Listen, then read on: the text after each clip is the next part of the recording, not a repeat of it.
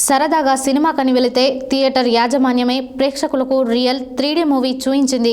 నల్గొండ పట్టణంలో ఉదయం నుంచి కురుస్తున్న భారీ వర్షం నటరాజ్ థియేటర్ నిర్లక్ష్యం నిర్వాకాన్ని బయటపెట్టింది. ముంచెత్తిన వాన కారణంగా యాజమాన్య డొల్లతనం కూడా బయటపడినట్లయింది. థియేటర్ పైకప్పు నుంచి కురిసిన వానతో ప్రేక్షకులు తడిసి ముద్దయ్యారు. అంతేకాదు పైకప్పు ఎక్కడ కింద పడిపోతుందనే భయంతో 2 గంటల పాటు బిక్కుబిక్కుమంటూ కూర్చున్నారు. సరదాగా సినిమాకని వెళ్తే థియేటర్ యాజమాన్యమే ప్రేక్షకులకు రియల్ 3D మూవీ చూపించింది.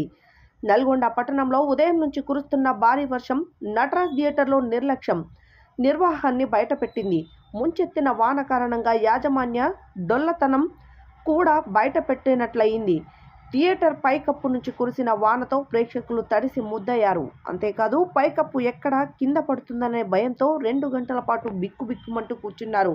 ఓ విధంగా చెప్పాలంటే తెర మీద కంటే థియేటర్ ఆవరణలోనే ప్రేక్షకులకు 3D మూవీ చూపించింది యాజమాన్యం. వారి నిర్లక్ష్యం కారణంగా మధ్యలోనే కొందరు బయటికి వెళ్లిపోగా మరికొంతమంది ప్రేక్షకులు నటరాజ్ థియేటర్ వైఖరిని నిరసిస్తూ ఆందోళన చేపట్టారు. ప్రేక్షకులకు భద్రత లేదంటూ ఆగ్రహం వ్యక్తం చేశారు.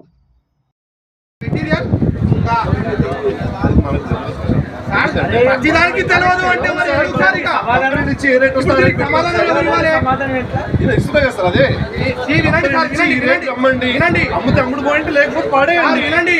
రోజు మాత్రం ఫంగస్ వస్తే మాత్రం పడేయండి.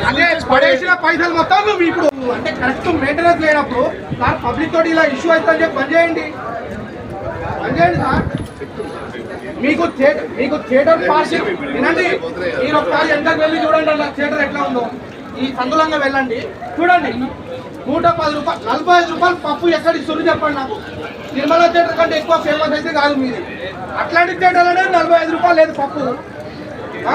ఇక్కడ ప్రస్తుతం మీ సెక్యూరిటీ రూపాయలు